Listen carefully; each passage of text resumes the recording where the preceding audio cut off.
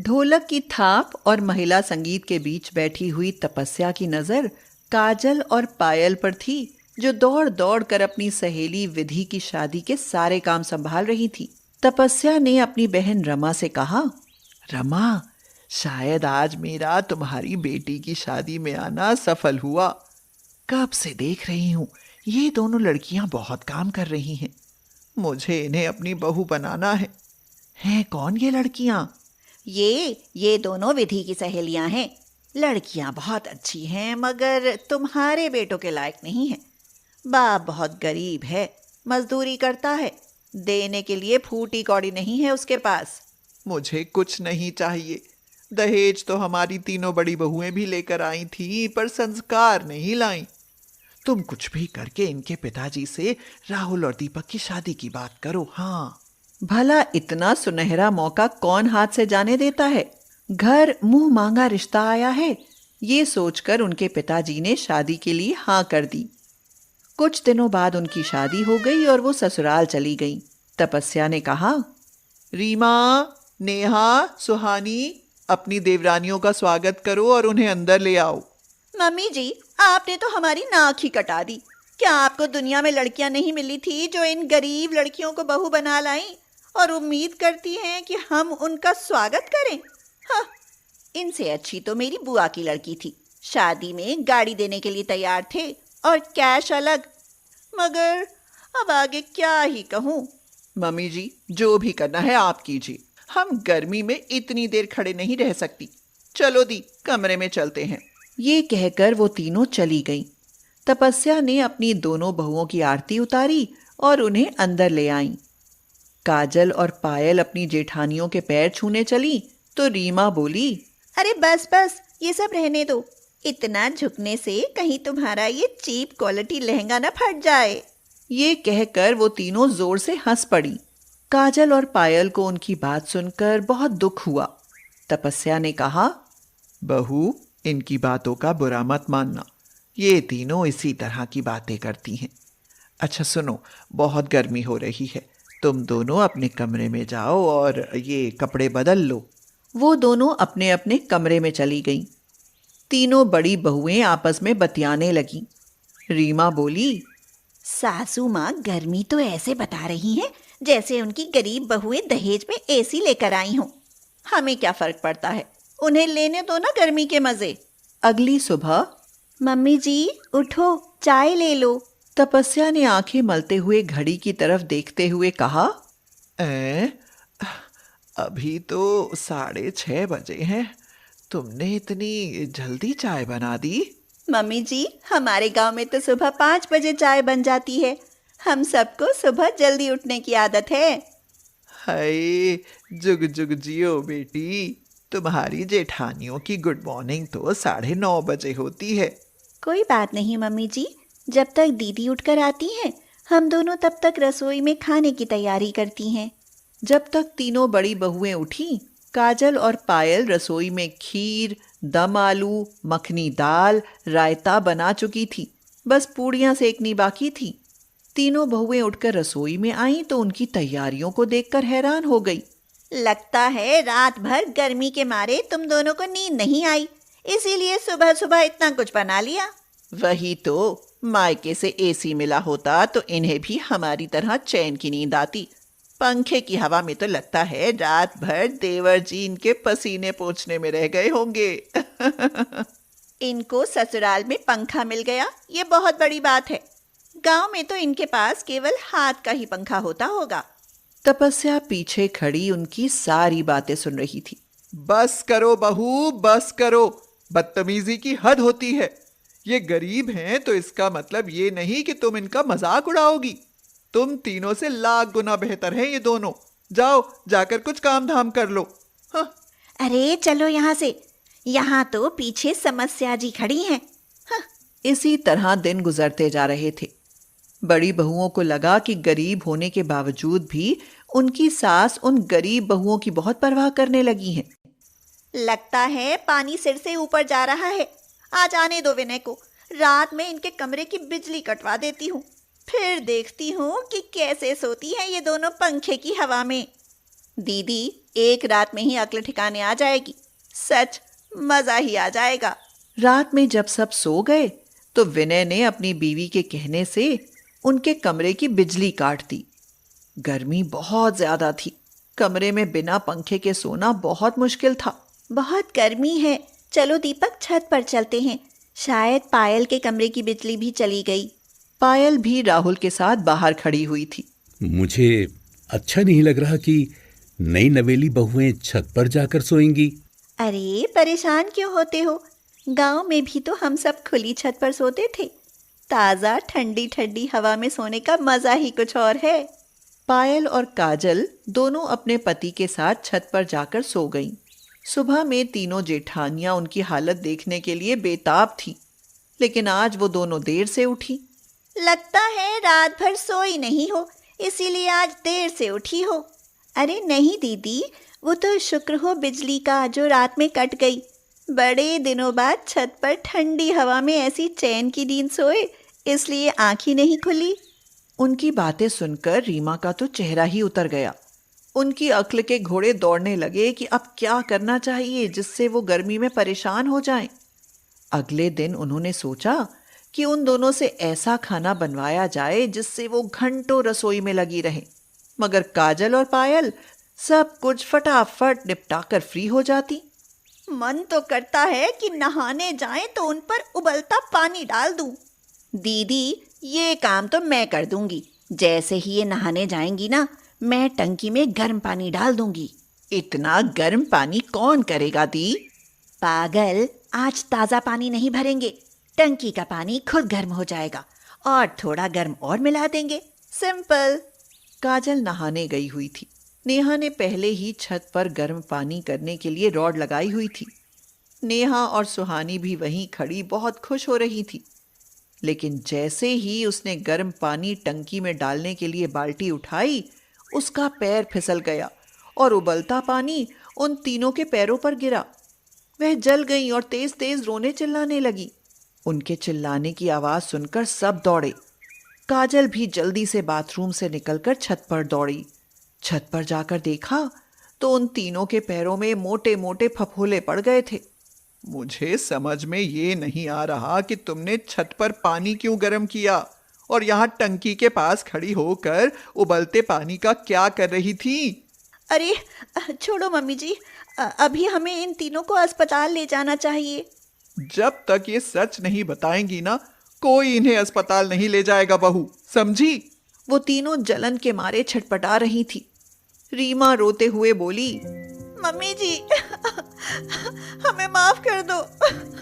हमने ये गर्म पानी टंकी में डालने के लिए करा था ताकि इन दोनों को गर्मी में गर्म पानी से नहाना पड़े।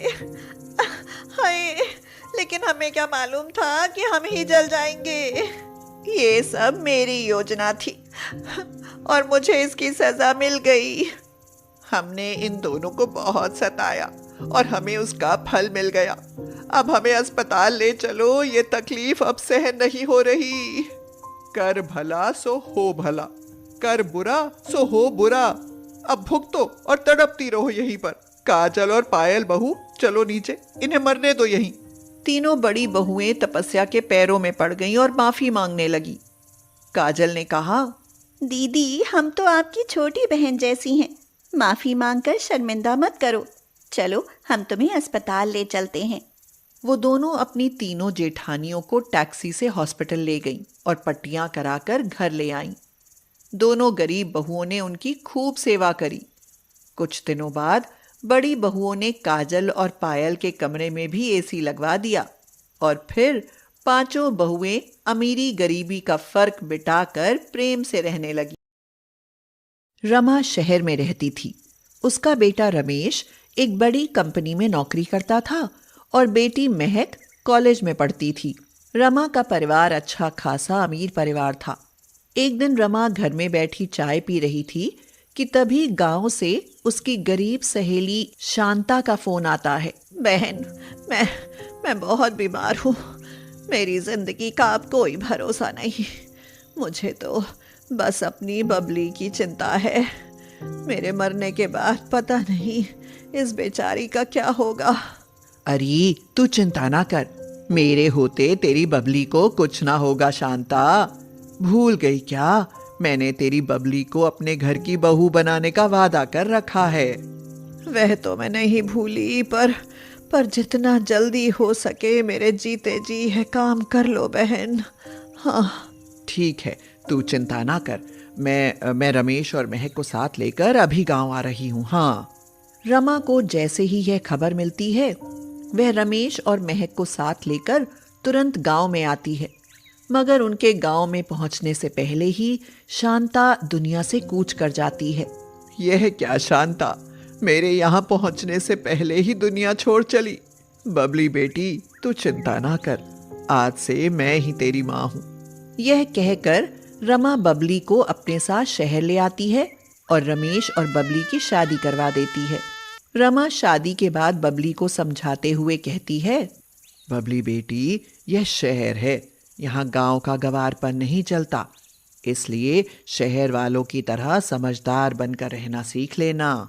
पर मैं तो पहले ही शहर वालों से बहुत ज्यादा समझदार हूँ माँ जी। अरे वाह यह तो बड़ी अच्छी बात है बेटी। अब तू हर काम में अपनी समझदारी दिखाएगी ना? आप चिंता ना करो माँ जी, मेरी समझदारी देखकर आप खुश हो जाएंगी। एक दिन रमा के सिर में तेज दर्द था, तो वह बबली को बुलाकर कहती है, बहू, मेरे सिर में बहुत तेज दर्द है बेटी। सिर दबाओ माँ जी। नहीं नहीं, सिर मत दबा, जा तू जल्दी से मेरे लिए चाय बना कर ले आ। हाँ। रमा के यह कहने पर बबली रसोई में चाय बनाने चली जाती है। मगर जैसे ही वह गैस पर चाय का पानी रखती है तो गैस खत्म हो जाती है। यह देख बबली कुछ जुगाड़ करने के बारे में सोचने लगती है। ओहो, गैस तो खत्म हो गई, अब चाय कैसे बनेगी? कुछ तो जुगाड़ करना पड़ेगा। बबली यह सोच ही रही थी कि तभी उसकी नज़र गरम करने वाली रॉड पर पड़ती है। उसे देख बबली को तुरंत एक जुगाड़ सूझ जाता है। वह झट से एक बर्तन में पानी लेकर उसमें चीनी, दूध और चाय पत्ती डाल देती है और उसे रॉड से उबालने लगती है। मगर तभी रसोई में महक आ जाती है। महक बबली का यह जुगाड़ देख हक्की बक्की रह जाती है। अरे, यह क्या कर रही हो भाभी? वो गैस खत्म हो गई थी और माँ जी को चाय चाहिए थी, इसीलिए मैंने चाय बनाने का जुगाड़ कर लिया। हम तो गांव में ऐसे ही जुगाड़ कर लेते थे। अरे भाभी, यह गांव नहीं शहर है, यहाँ ऐसे जुगाड़ नहीं चलते। तभी वहां रमा भी आ जाती है और वह बबली को समझाते हुए कहती है, अरे, मुझे नहीं पता था कि मेरी बहू इतनी जुगाड़ू है। माँ जी, मेरा जुगाड़ आपको कैसा लगा? अरे, तुझे ऐसे जुगाड़ करने की कोई जरूरत ना है। गैस खत्म हो गई थी तो मुझे बता देती। प्लीज भाभी, आगे से ऐसा जुगाड़ कभी मत करना। ठीक है, नहीं करूंगी। कुछ दिन बाद रमा की कुछ सहेलियां घर आती हैं तो रमा उनसे पूछती है, क्यों बहनों, मेरी बहू कैसी लगी? तुम्हारी बहू तो चांद सी है, इसे देखकर तो लगता ही नहीं कि इसका गांव से दूर दूर तक भी कोई संबंध है। अरे, बहू तो बिल्कुल शहर वाली मॉडर्न बहू लगती है, पर क्या खाना वाना भी अच्छा बना लेती है। अरे, खाने की तो पूछो ही मत। खाना तो मेरी बबली ऐसा बनाती है कि खाओगी तो उंगलियां चाटती रह जाओगी। अच्छा, ऐसी बात है तो हम बहू के हाथ का खाना खाकर ही जाएंगी। उनके यह कहने पर रमा बबली को बुलाकर कहती है, बबली बेटी, हम सबके लिए गोल गोल पूड़ियाँ और आलू की रसदार सब्जी बना कर ला। जी माँ जी, अभी बना कर लाई। यह कहकर बबली रसोई में जाकर पूड़ियाँ और आलू की सब्जी बनाने लगती है। मगर घर में तो 2 ही आलू बचे थे। यह देख बबली फिर से सब्जी बनाने का जुगाड़ सोचने लगती है। अरे, इन 2 आलू से सब्जी कैसे बनेगी? पर माँ जी ने कहा है तो सब्जी तो बनानी ही पड़ेगी। हाँ, क्या जुगाड़ करूं? अरे, मिल गया जुगाड़। बेसन के गट्टे बनाकर उसमें आलू मिला देती हूँ। इस जुगाड़ से तो सब्जी बड़ी अच्छी बन जाएगी। हाँ। यह कहकर बबली बेसन के गट्टे और आलू से सब्जी बना लेती है। मगर फिर पूड़ियाँ बनाती है तो वे गोल नहीं बन पाती। इसीलिए अब वह पूड़ियों को गोल बनाने का जुगाड़ सोचने लगती है। आहा, मिल गया जुगाड़। टिफिन के ढक्कन से काटकर पूड़ियों को गोल गोल बना देती हूँ।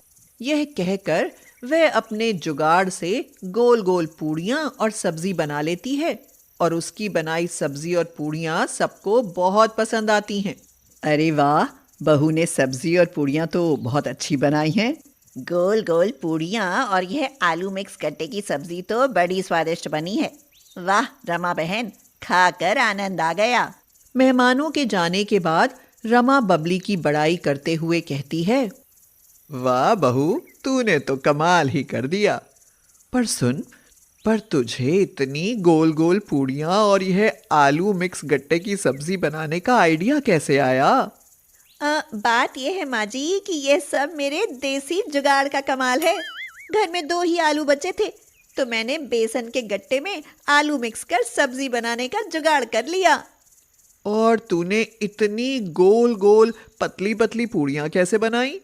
वो भी मेरे देसी जुगाड़ से बनाई माँ जी।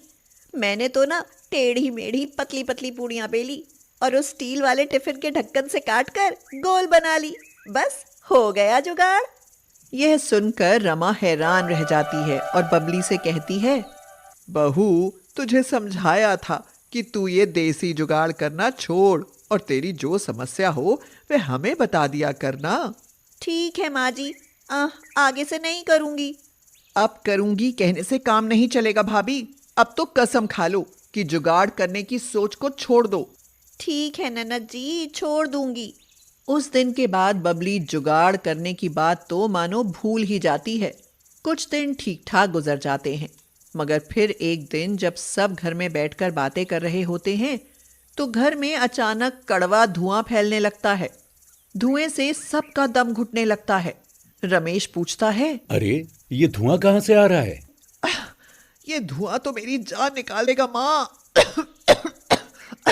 मुझसे तो सांस नहीं लिया जा रहा। उठकर देख तो ले, कहाँ आग लग गई है। सारा घर धुएं से भर गया है।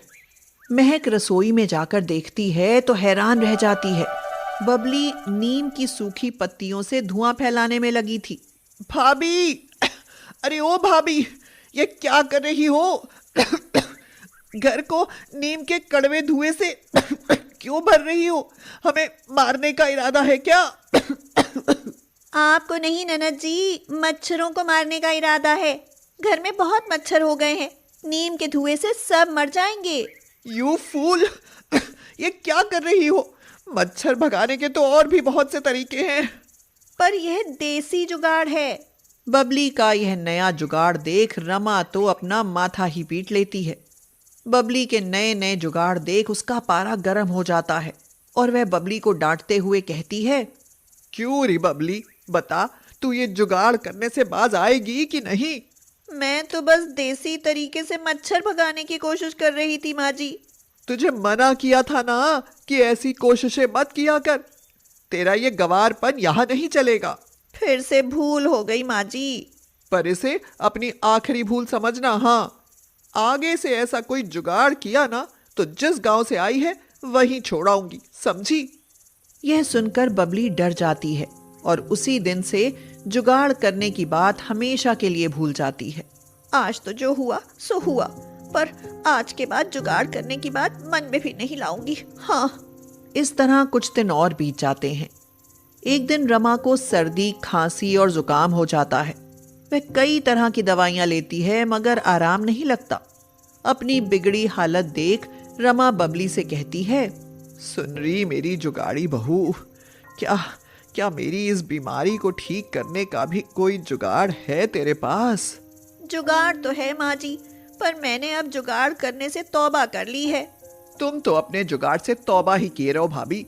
माँ, इसके जुगाड़ के चक्कर में पड़ोगी ना तो बीमारी और बढ़ जाएगी। यह सुनकर बबली कहती है, ऐसे कैसे बढ़ जाएगी? अदरक, लौंग, काली मिर्च और तुलसी की पत्तियों का ऐसा काढ़ा बनाकर पिलाऊंगी कि रोग एक दिन में भाग जाएगा। अरे ऐसी बात है तो फिर खड़ी क्यों है? जल्दी बना ला काढ़ा। रमा जैसे ही यह कहती है, बबली अकड़ कर रसोई में जाती है और काढ़ा बनाकर रमा को पिलाती है। 2 बार काढ़ा पीने से रमा की सर्दी, खांसी और जुकाम बिल्कुल ठीक हो जाता है। फिर बबली अपने जुगाड़ पर थोड़ा घमंड दिखाते हुए कहती है, अब तो आप मेरे जुगाड़ को मान गई ना सासू माँ? बिल्कुल मान गई मेरी जुगाड़ी बहू। इसके साथ ही रमा अपनी जुगाड़ू बहू के जुगाड़ पर नाराज होना हमेशा के लिए छोड़ देती